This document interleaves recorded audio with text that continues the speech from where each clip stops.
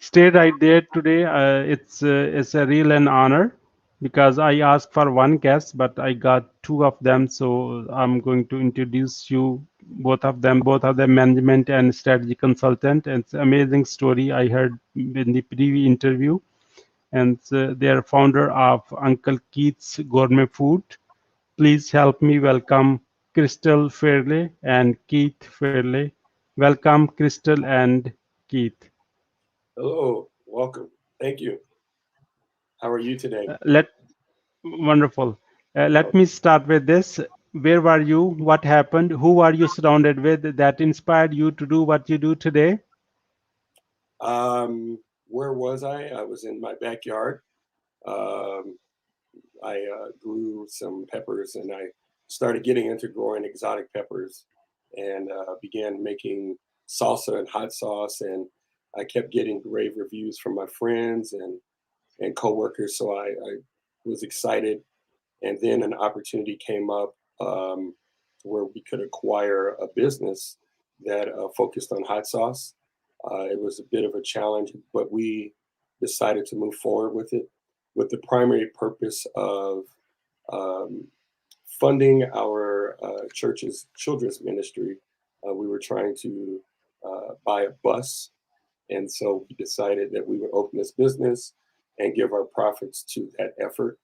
And it's been fun the entire time. We have acquired the bus, but that was what started us out. Um, we're deeply entrenched in the children's ministry, so that was an exciting moment for us to get started, and here we are today. What are top three mistakes to avoid while starting a business or maybe working couple together or anything you want to share about that? Mm. Um, top three mistakes. Probably number one is have a plan in place. Just don't jump in. At least sit down and have a preliminary plan. I think started, we heard about the opportunity and jumped in within a week and a half without really establishing our roles and what we would be doing in the business and what did it really mean to be in business. So communications is very important.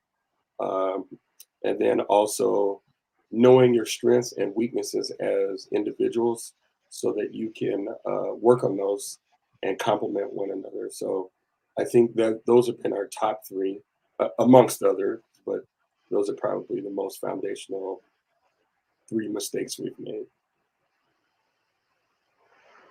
What is your greatest failure story? What did you learn and how did you recover from it? I'll let Crystal answer that one. I think for our greatest failure is pulling back.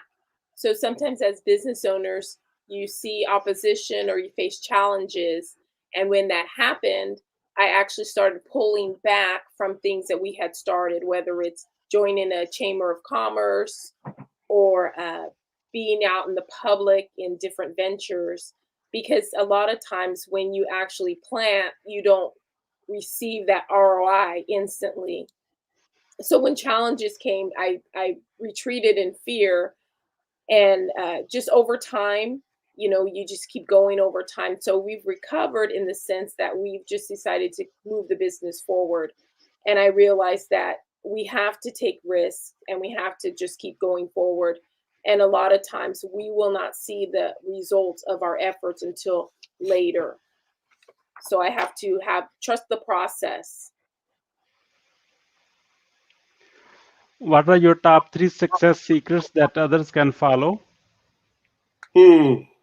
Um, that's a good one. Know your strengths. Um, so you have to evaluate yourself and know what it is that you are your strong points, and then also know your weaknesses. But I think one of the things that we often spend time doing is spending time, a lot of time on our weakness. um, I've learned over the years, don't spend an inordinate amount of time on your weakness. Spend time on your strengths and find ways to cover your weaknesses with teammates. That's the best way. Um, I would say other would be, let me think here, work on communication and transparency, and build a team. I've been part of many high performance teams. So the first thing that has to happen is build a team, and a team knows what their position is, and then you can improve and become high performance from there. Sometimes we jump from A to Z and don't fill in all the pieces and the letters in between. So I would say that wasn't three, but I would say those are successful secrets, I think. We are entering into a speed round. That means quick questions and quick answers. Are you ready for it? Yeah, I think so. What is the most impactful business book you read, and what did you learn from it? That would be the Bible. Everything that I could ever learn is in here, whether it be business, personal life, doesn't matter. I've learned to seek first the kingdom of God, and then everything else will fall into place. And then also just trust God's process. And that has worked for us every single time. It's when we step outside of it that we tend to run into roadblocks. What do you want to be remembered for? We want to be remembered as a loving couple, a couple that loves each other, loves God, and loves people, primarily children. How do you overcome a challenge life throws at you? Well, the first thing I do is kind of understand what the challenge is first, because not everything is always as it seems. You have to look at what's below the waterline. So once I understand what the challenge is, I pray about it, try to get some counsel from others, communicate with my wife, and she communicates with me, and then we toss it back and forth to see how we can overcome it, which we do. My next question, you can each answer it on your own ways. So, what do you want to do when you grow up? I'll let ladies first. When I grow up, I want a business that brings in a great deal of income so I can spread it around the world. Wow. I think I'm aligned with that. Money is a vehicle to help others, and that's what I want to do, is help others. So my next question is usually it's one person and he or she answers it, and now you both together, and as you guys are both are working in same business, so this is very relevant question to you guys. Once you have a revenue generating idea, how do you convince your significant other? Well, I don't. I just do it. And if it fails, then I'll ask for forgiveness. That's about how it goes. But I trust her. So she's in charge of the company. That was a role we established early on. And so she doesn't always just do it, but by and large, I trust the decisions she makes, and then we work through it. Yeah. What are you grateful for today? Wow. I'm grateful for my family, my wife and my daughter. I'm grateful for family and friends. I'm grateful for a wonderful God who protects. Um, and I'm grateful for my church, Hilltop Tabernacle, Chula Vista, California. Got to put a plug in. Yes. Yeah, I would say I'm grateful for you for using your platform to allow entrepreneurs to have a voice, and I thank you for that. You are welcome. Who is your living mentor, and what is the impact they have on you? Okay, so I would say my pastor, Stephen F. Buxton, and his son Joel Buxton, both are living mentors who've helped us along the way. When we were going through rough times, really rough times, they were there for us to help walk us through even the things in our marriage, which is the first thing that has to be solid before the business can move forward. So they've given us advice and helped us. And then our parents, those are our other living mentors who've helped us. Why is being impactful important to you? Did you want to answer that? I think it shows that we are making a difference in the lives of other people. So it's important to me because I feel that sense of satisfaction and that we have actually done a job well done. How do you start your day? Both of us start out the same way, in prayer, and then in meditation, and then we pretty much look at what we have to accomplish for the day and then move forward. But that's how we pretty much start our day. Who is your ideal client? I'll get that answer. So our ideal client is a hot sauce lover or a friend of a hot sauce lover.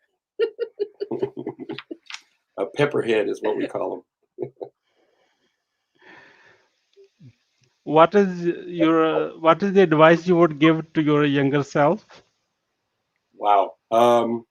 Slow down, and be patient. Don't look at things as they are, and take a really look and understand what is actually there.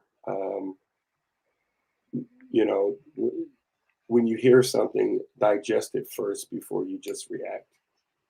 As a young man, I would just react. So that got me in quite a bit of trouble. So slow down, pay attention, and see what's below the waterline. How can we support you? Well, one of the things that we're doing right now is with our Chocolate Thunder, we're really going to be pushing Amazon sales. So we are actually directing people to the Amazon website. We're going to be building up our Amazon storefront. So if somebody wants to purchase our hot sauce, go to Amazon. We also have the unclekeith.com website that we would encourage people to visit. What would you say about your guest experience on the show? Well, this is a first for me, so I think it's been very exciting. I think I was pretty excited this morning about it. Also, I'd like to thank you, first of all, for giving us this opportunity. But I think it's been a great experience. It's been a learning experience. And I look forward to feedback from it. I think it was awesome. Yeah. It's our first joint opportunity, and I do hope that one day we'll be able to do it again. And I appreciate your sacrifice, and you're thankful for what you've done. Yes. Sure. Once you build your Amazon store again, we can share your success story again here. That's fine. Yeah. Okay. What would you say about your final word? Final words. To those who are looking to start a business, first of all, be true to yourself. What others think and try to get you to do, if you would, be true to yourself. Don't go out. Don't step outside of yourself. Know who you are, what your dreams are, what your mission is. You may not know how to accomplish it, but if you keep those in front of you, then you'll move forward in the right direction. You may have hills and valleys, but those are something that you're going to go through. It's just part of life and part of business.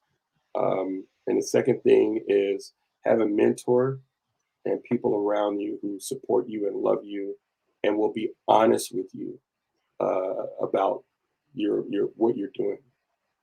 So yeah, that would be our final word. And God bless you.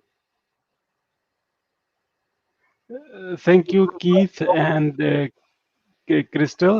We really appreciate your time and wisdom on the behalf of Entrepreneur Empowerment Club and our entire team. We really appreciate you. And I hope our path cross again with another amazing story. And until then, you have a wonderful time. Thank you, Mohammed. All righty. Bye-bye. Thank you.